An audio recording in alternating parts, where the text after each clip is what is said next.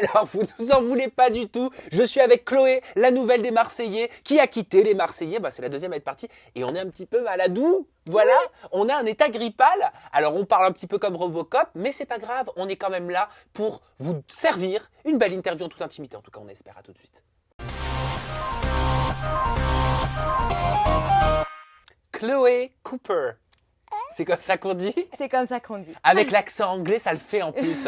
Et il paraît que tu as reçu un petit texto de Jessie pour te féliciter de ton parcours dans les Marseillais. Oui, elle m'a dit que j'étais très simple et que si je continuais, il fallait que je reste comme telle. Eh bien écoute, ça me fait très plaisir. Je te dis exactement la même chose. Bon, ton départ, les véritables raisons, les véritables causes qui ont fait que tu as dû quitter ce programme, tu vas nous les communiquer dans cette interview en toute intimité. Mais d'abord, je veux que tu me parles de toi. Qui tu es, d'où tu viens, ton âge, avec qui, pourquoi, comment. Je ne sais pas, c'est à toi de nous le dire. Eh bien, je vais tout te dire. Ben oui. Je m'appelle Chloé. J'ai 25 ans, j'ai grandi à Marseille depuis que je suis toute petite avec ma maman et ma petite sœur. Très girl power à la maison. Et voilà, depuis que j'ai 18 ans, 17 ans, je fais de la vente de prêt-à-porter pour femmes, dans un milieu un petit peu haut de gamme. Donc voilà, je suis dans la mode. Alors, tu as 25 ans. Ce que je ne comprends pas, c'est pourquoi tu n'as pas participé à un programme de télé-réalité avant, donc il y a quelques années, parce que je sais que tu as des connaissances dans le milieu. En tout cas, tu connais des candidats.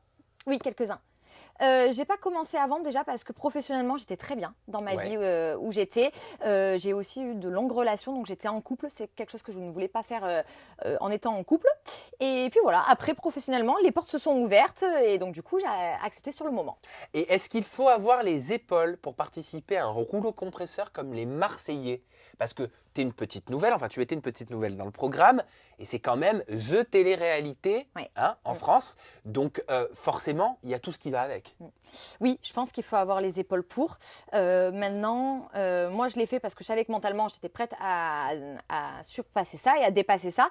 Voilà, à côté de ce que j'ai vécu dans ma vie, parce qu'il m'est arrivé des choses quand même très difficiles, très compliquées. Et donc du coup, je savais que je pouvais y aller les yeux fermés. Qu'est-ce qui t'est arrivé? Tu fais référence à quoi?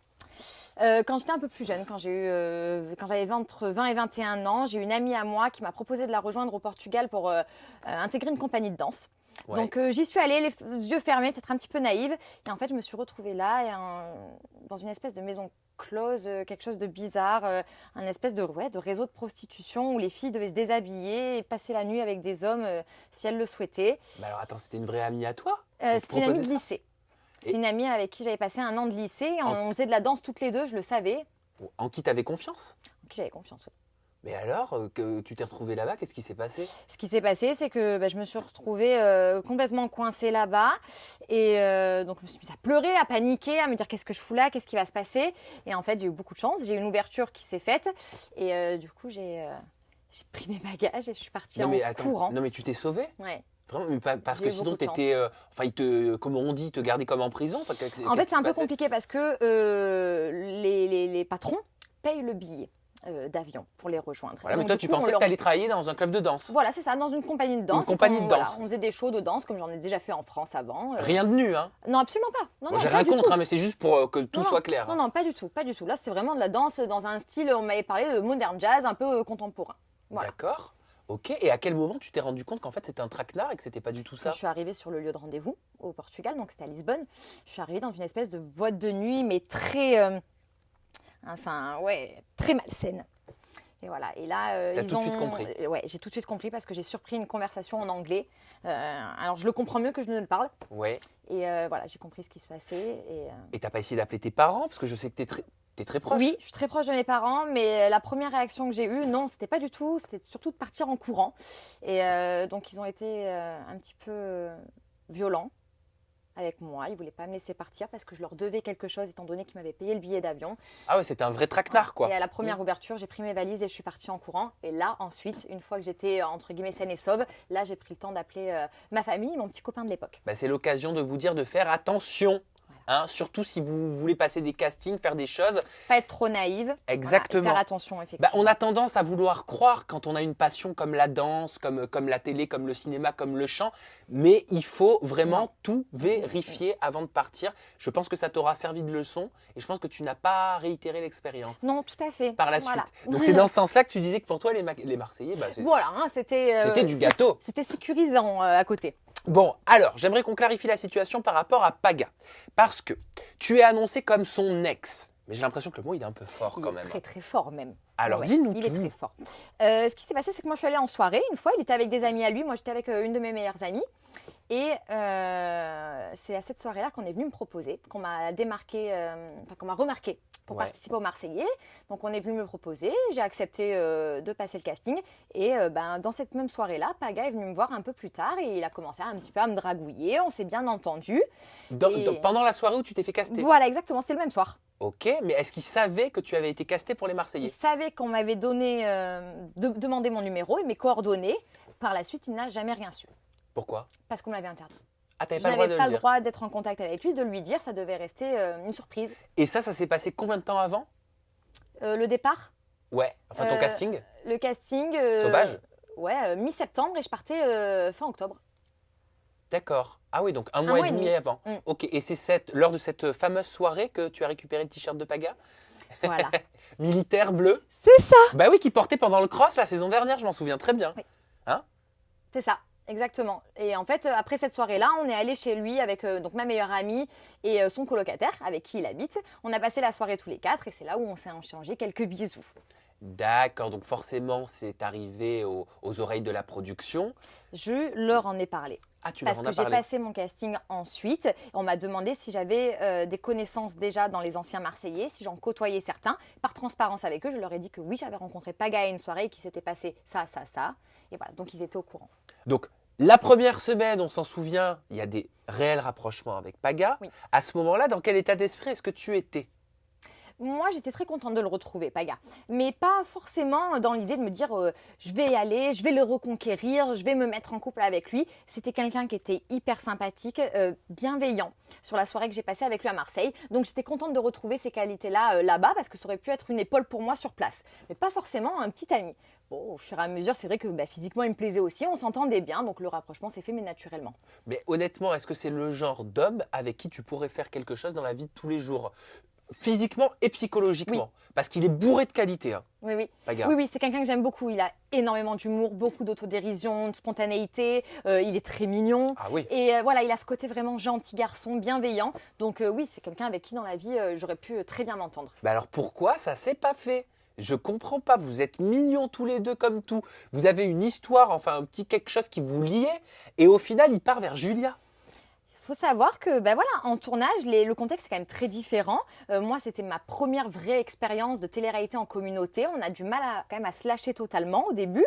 Et voilà, c'était très tôt dans l'aventure. Donc du coup, moi, j'avais beaucoup de mal à aller vers lui. Et lui, il était quand même, je pense, pas totalement prêt à se mettre en couple aussi pour de bon. Donc il venait pas vraiment vers moi. À un moment donné, le fossé, il se creuse et puis c'est fini, quoi. Parce qu'au moment où il décide de te prendre en tant qu'assistante à Sydney là, pour son job de DJ, Oui. bon, il y a Julia qui part aussi. Bon, c'est pas anodin, on s'en doute. Mais pourquoi te prendre en assistante et se rapprocher de Julia? Je pense que Paga m'a choisi comme assistante parce qu'il n'avait pas eu beaucoup de choix. Voilà. Et Jess, qu'il aurait voulu prendre, qui était sa bonne copine, forcément était en job à ce moment-là sur Brisbane, donc elle ne pouvait pas la choisir. Carla et Julia partaient déjà avec nous. Il ne restait plus que moi. Tu t'entendais bien avec Julia à ce moment-là? Oui. On peut dire Oui. que c'était une amie? On avait eu des petits accrochages, voilà, mais Rien de c'était... grave, quoi. Non, rien de grave. On Ok. est partis à Sydney en étant copines. Voilà, donc vous êtes partis, vous étiez copines. Tout à fait. Ok. Et toi, dans quel état d'esprit par rapport à Paga? Est-ce que tu te questionnais encore?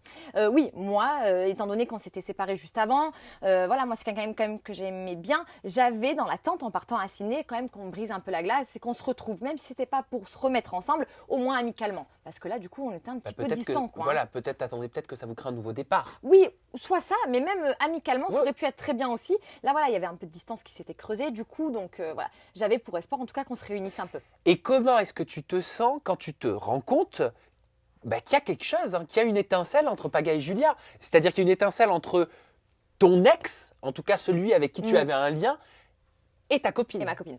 Et ben alors, faut savoir que je peux être un petit peu blonde, mais moi, au début, je l'ai pas vue tout de suite. C'est Carla qui vient me voir et me dit mais il y a un rapprochement entre Julia et Paga, comment tu le prendrais, comment tu le sentirais? Voilà, c'est-à-dire qu'à aucun moment Paga et Julia viennent me voir pour me dire voilà, Julia elle me plaît bien, est-ce que ça t'embête si je me rapproche d'elle? Ou inversement, voilà, Paga me plaît bien, est-ce que ça t'embête vu que t'es ma copine si j'y vais? Non, à aucun moment, c'est Carla du début à la fin qui me met en garde et qui me prévient.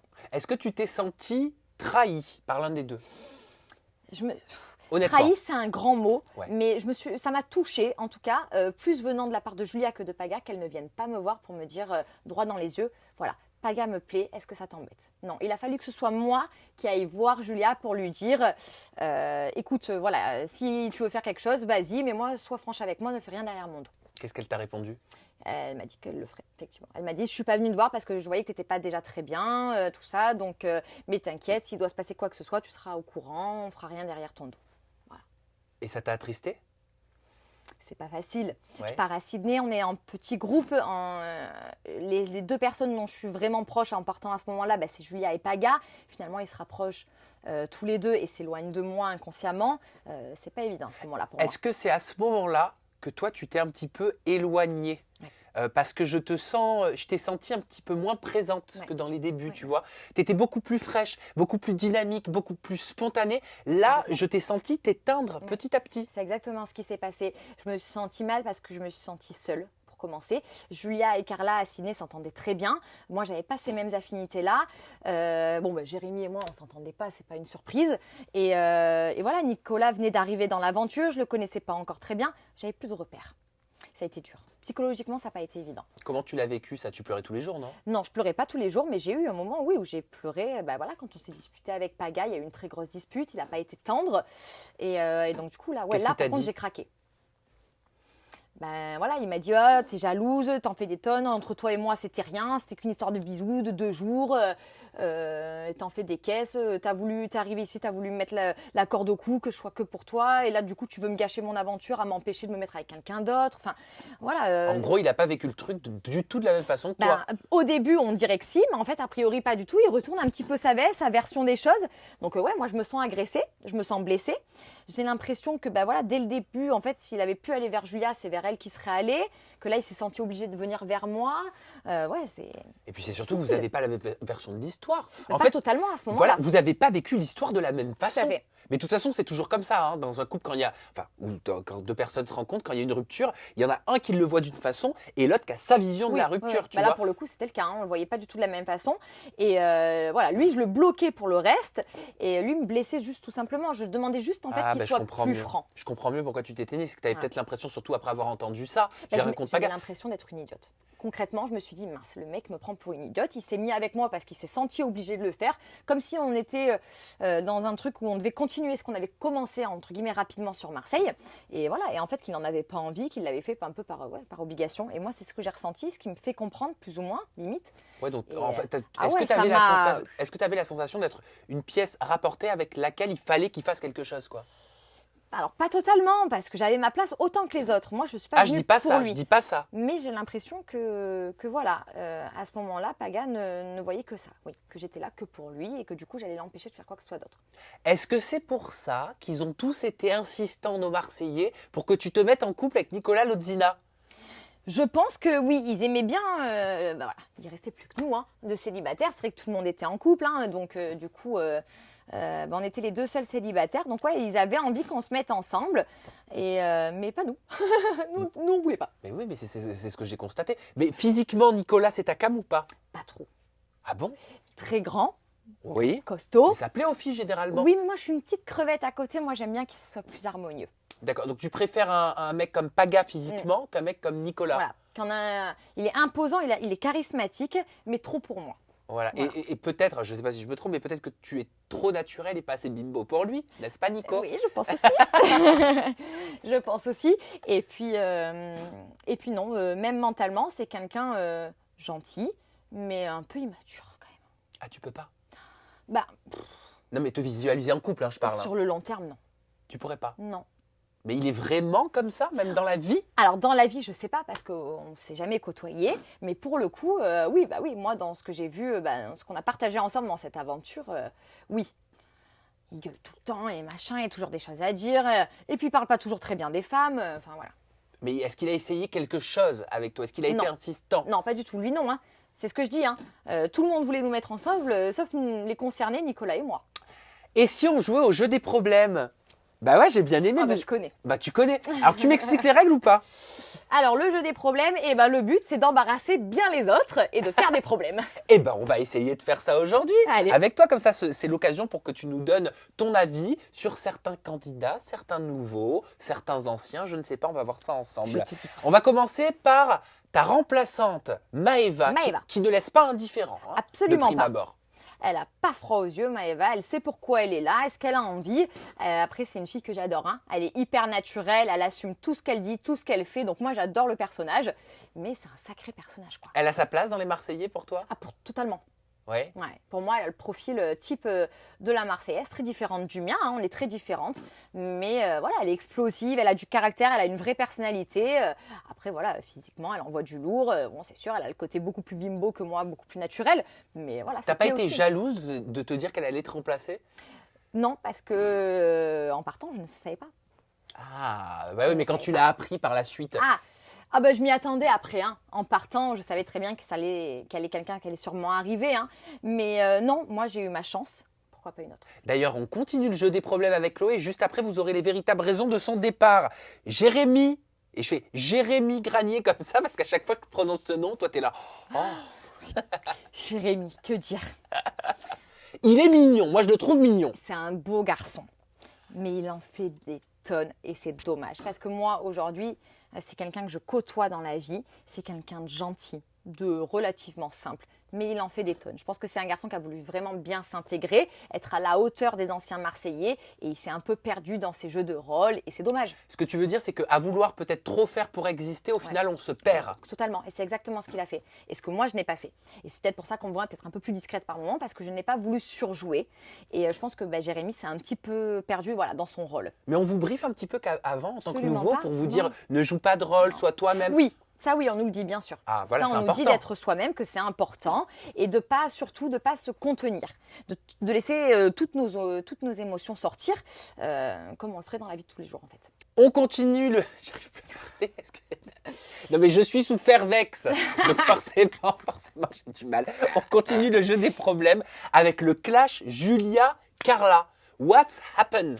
Ah, et ben là, c'est Kevin, hein. Lui, il aime bien les problèmes aussi, hein. Je Il n'y a sais. pas que Julien. Mais il s'est calmé. Oui, c'est calmé. Parce que maintenant, Jaguar est amoureux. Bah oui. Voilà. Enfin, il a toujours été, je pense. Mais c'est juste que là, il s'est dit peut-être qu'il fallait. Cette fois-ci, il fallait des preuves. Voilà. Et le problème, c'est Paga qui lance. Kevin qui lance une bombe en disant devant tout le monde que Julia lui aurait dit cette année, comme par hasard, quand c'est nous, tu joueras pas au jeu des problèmes. Voilà, ça peut être interprété d'une certaine façon. Et Carla explose. Mais explose, c'est-à-dire. Elle explose, on le voit, hein, littéralement, elle se jette sur Julia, s'en prend à elle en lui disant qu'elle s'était trompée à son sujet, qu'elle l'a pensée comme une amie, qu'en fait elle va dire des phrases comme ça à son mec, que ça se fait pas, enfin voilà quoi. Mais en même temps, ça peut peut-être se comprendre, peut-être qu'elle a peur qu'il fasse des choses qu'il faisait dans le passé. Moi je pense qu'avec tout ce que Kevin a fait à Carla, de toute façon, toute sa jalousie, elle est justifiée. Effectivement, elle est très jalouse. Parce mais que ça c'est marque justifié. tout ça, ça Bien sûr. marque. Enfin, tu sais, après ça peut même changer une personnalité. Moi, j'étais très jaloux quand j'étais très jeune. Résultat, après le moindre truc, je pétais des câbles Bien pour sûr, tout. Hein. ouais. Enfin Moi bref. je la comprends, en étant une femme, je la comprends. On poursuit le jeu des problèmes avec un booking. On m'a parlé de ça. Bon, je dirais pas qui, mais on m'a parlé d'un booking avec des petites nouvelles et Kevin. Oui. Et on m'a dit qu'il y avait eu des embrouilles dans la boîte de nuit. Est-ce que tu m'expliquerais pas ce qui s'est passé? Alors, ce qui s'est passé, c'est que donc voilà, Kevin nous a gentiment proposé à nous les nouvelles et nouveaux de l'accompagner dans un booking pour avoir une première expérience. Donc c'était très sympa de sa part. Ça s'est plutôt bien passé. Des petites embrouilles, moi j'étais pas trop concernée. On a croisé, Maëva a croisé quelqu'un sur place, une fille qui avait été annoncée dans le casting et du coup qui aime bien parler, qui ouvre beaucoup sa bouche. Donc du coup, quand Maëva l'a croisée, ça a un petit peu effleuré. Bah alors, qu'est-ce qui s'est passé? Je crois, si j'ai bien compris, que Maëva lui a tiré les cheveux Ouais. à cette jeune femme. Et il n'y a pas eu quelque chose avec toi? Non, alors En nous, fait, elle essaie de l'éviter. J'ai capté. Bah si, il y a quelque chose avec disons toi. que nous, on s'est reposé quelques questions. Voilà, après le tournage, des fois, on aime bien discuter entre nous. Et c'est vrai que voilà, la question est venue à Kevin de savoir s'il n'avait pas été avec Carla, vers quelle fille il serait allé. Et il a répondu mot pour mot, étant donné que j'étais la seule à ne pas lui avoir fait de rentre-dedans, c'est vers moi qu'il serait venu. D'accord. Et ça s'est su ou pas? Non, je crois pas. Et tu l'as pris comment? Oh là là, t'entends comment je parle? Non mais c'est catastrophique là, je parle du nez mais c'est terrible. Donc tu t'es dit, oh mon Dieu, Carla va m'appeler? Je me suis dit, oh, heureusement que Carla n'est pas là. Mais je le prends bien dans le sens où, voilà, ça prouve que ouais, je suis une fille bien et j'ai respecté leur couple. Moi, j'avais plus d'histoire dans la villa. J'aurais très bien pu me rapprocher de Kevin. Ou voilà, on s'entendait très bien. Je l'ai pas fait parce que je suis une fille respectueuse. C'est ce que j'allais dire. Voilà, tu l'as pas fait parce que tu es une fille respectueuse, il l'a pas fait lui non plus. Non plus. Après, il n'y a pas de mal à le dire. Voilà, c'est juste c'est qu'on ça. est des êtres humains. Tout à fait. C'est s'il avait été célibataire, il l'était pas. Il n'était pas. Après, voilà. des si, on Moi, refait le monde aussi. Hein. Tout à fait. Moi, ce que je relève à ce moment-là, c'est que voilà, il a remarqué le fait que moi, je ne lui avais pas fait de rentre-dedans, que j'étais restée à ma place. Donc moi, ça m'a fait plaisir.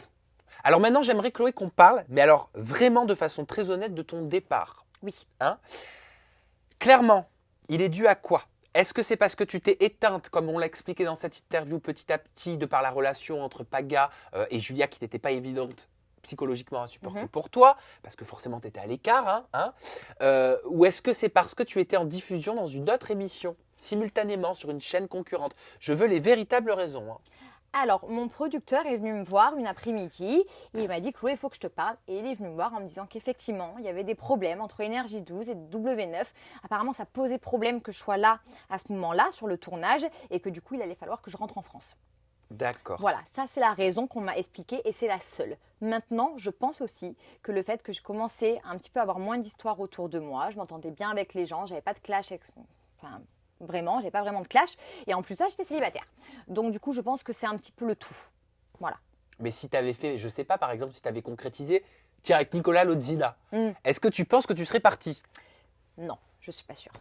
Nicolas, il était célibataire et il aime bien avoir des filles avec lui. Enfin voilà, il voulait en plus. Il n'arrêtait pas de demander du réassort, du réassort. Pardon pour l'expression, c'est pas très propre. Bah oui, parce que réassort, excuse-moi, mais normalement c'est pour les produits. Enfin, moi j'ai travaillé dans la vente. Voilà, moi, le réassort, normalement, c'est pour des produits qu'on reçoit et qu'on met en stock. Hein. Voilà, donc pour dire comment Nicolas parle des femmes. Mais bon, passons. Donc oui, je pense qu'effectivement, j'aurais peut-être pu, en tout cas, essayer de gratter un peu plus de temps sur le tournage, même si peut-être il aurait fallu au final que je m'en aille quoi qu'il arrive. Mais est-ce que certaines personnes, je sais pas, de la production venaient vers toi pour te dire, bah tiens Chloé, ce serait bien que tu sois un peu plus expansif, ce serait bien que tu donnes plus. Est-ce que tu as été prévenue, tu as été alertée? Non. À aucun moment, j'ai juste une de mes journalistes très gentille qui a vu à Sydney, qui était là, qui a vu que j'allais pas bien, qui m'a demandé est-ce que ça va, est-ce que tu es sûre que ça va aller, machin. Mais moi, je suis un roc. C'est-à-dire que moi, quand je chute, je me relève très très vite. Donc ça allait beaucoup mieux très rapidement derrière. Donc voilà, mais à aucun moment, un de mes producteurs est venu me voir en me disant attention, on trouve que voilà, il en manque, t'en donnes pas assez, il manque un peu de titre, un peu effacé, il faudrait que tu te réveilles un petit peu. À aucun moment. Bon, après, c'est vrai que Game of Clones, ça peut être aussi logique parce que c'est considéré pour eux, je pense, comme de la concurrence. Mais quand on t'a dit ça, tu as dû te dire mais pourquoi j'ai fait ça? Mais je me suis dit mince, mais en plus, moi je savais que dans Game of Thrones, j'étais diffusée que 2 jours. Donc pour moi, c'était gâcher beaucoup d'émissions pour 2 jours en télé. C'était injuste en fait. C'est ça qui a fait que tu regrettes, parce que je t'ai entendu dire que si c'était à refaire Game of Thrones, tu ne le referais pas. Et désolé pour ma voix de canard. Hein. Oui, je pense qu'effectivement, si c'était à refaire, je ne l'aurais pas fait. Bien que j'ai adoré travailler avec cette production-là. À production, voilà, je les aime beaucoup, je les adore, j'ai adoré travailler avec eux, c'est une super équipe. Maintenant, l'émission en elle-même, à refaire, je la referai pas. Pourquoi? Uniquement par rapport aux Marseillais ou par rapport à Julien Bert? Alors un peu les deux, déjà parce que je pense que j'aurais peut-être plus de chance dans les Marseillais, mais en plus de ça, oui, parce que Julien Bert, mais pourquoi tu dis ça? Quelle mauvaise surprise. Mais pourquoi? Parce que beau garçon, rien à dire, mais rien dans le cerveau, toujours en train de parler de sexe. Voilà. Chaque fois qu'il avait une question à poser, on ne le voit pas dans les images, on ne le voit pas parce qu'ils ne l'ont pas diffusé. Mais c'est où l'endroit le plus insolite? Tout à fait l'amour, le sexe c'est important pour toi. Et voilà, que ça à la bouche tout le temps en train de jouer. Pour moi, il n'y avait pas de sincérité. Mais tu as l'impression qu'il était beaucoup porté sur la chose? Oui. Et ben il venait là pour quoi alors? Il venait là pour trouver l'amour? Non. Ah non. Pour moi, c'était pas du tout sincère. Il était là pour faire une télé en plus et voilà. Après, peut-être qu'il l'aurait trouvé, je dis pas, Mais là, pour le coup, non, il l'a pas trouvé. Et pour moi, c'était du bluff. Et c'était ton choix de te mettre en rousse parce que tu es devenue blonde? Non, il fallait qu'on se ressemble toutes. Alors, on était toutes plus ou moins blondes de départ, mais il fallait qu'on soit vraiment alignées, que ce soit... voilà, donc ça a été extension, couleur de cheveux. Non, mais, par contre, ce sont des vraies colorations pour cheveux? Oui. Mes cheveux, ils ont été dans un état. C'est pour ça que dans les Marseillais, j'arrive avec des reflets très roux en fin de compte, parce que ça a été long à rattraper. Mais tu vois, ça y est. Ok, bah ouais, non mais c'est tellement plus lumineux comme Bah ça. oui. Enfin, c'est mon avis, après tout ça n'engage que moi. Bon Chloé, bah écoute, merci infiniment pour toutes tes confidences. Bah, merci à toi. On en sait plus maintenant sur ton aventure. Je suis désolé que tu sois avec ma voix de canard aujourd'hui, donc je vais te laisser citer tes réseaux sociaux si tu les connais. Oui. Non, non, si tu les connais. T'as vu comment je parle? Oui, Non, mais c'est je vois. catastrophique. C'est pas grave. Alors, mon Instagram, c'est Caméra, elle est là. By Cooper, comme la Mini Cooper. Snapchat, Chloé Cooper 13. Et sur Twitter, vous me trouvez sur Chloé Cooper 1. Bon bah c'est parfait, on a tous les ingrédients. Et est-ce que tu sais comment je termine chaque interview? Ma petite phrase fétiche, qui est ma ligne conductrice dans ma vie. Non, je me rappelle plus. Parce que tu m'as dit que tu regardais beaucoup les Oui, interviews, je donc te regarde. Donc logiquement, tu étais censé connaître la phrase. Et bah faut rester positif, parce qu'il n'y a que ça qui nous permet d'avancer dans la vie. D'accord, c'est ça. C'est vrai ou pas? Oui, absolument, toujours positif et ne prendre que le positif. Exactement. Allez, gardez ce conseil en tête. Gros bisous, on vous aime. Bye bye.